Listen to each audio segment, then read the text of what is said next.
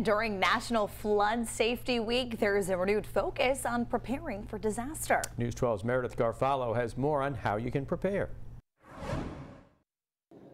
While living along the coast has its beauty, it also has a danger when storms threaten the region: coastal flooding.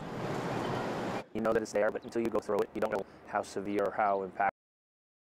For business owner Chris Squarey, the impacts from Superstorm Sandy 10 years ago still haunt his memory. We had about 42 inches of water in our home. The marinas had some, structural damage, and our restaurant on the mile burned to the ground. Within just the last decade, we've seen an increase in storms producing at times catastrophic flooding.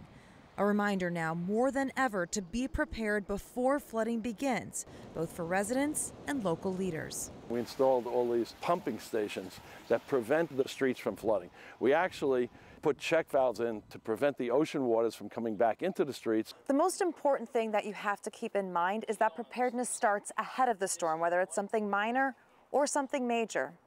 Here's what you need to know. First, make sure you know the difference between a coastal flood watch versus a warning.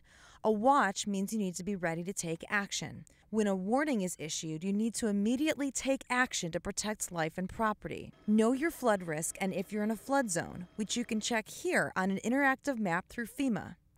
Make sure your flood insurance is active. And take precautions such as boarding up windows near the ground and putting out sandbags. Be careful of your furniture, move it off your yard so it doesn't blow out to the water. Make sure your cars are removed. If you're told to evacuate, know where to go. You do not want to be anywhere near the coast when water begins to rise. The bottom line, be prepared 365 days a year, rain or shine, and count on your Storm Watch team to keep you informed every single time. In Freeport, Meredith Garofalo, News 12. Yeah, warm weather not that far away and always a concern. You're right, and I feel like some of those flooding scenes that we see there, we're seeing them more and more often.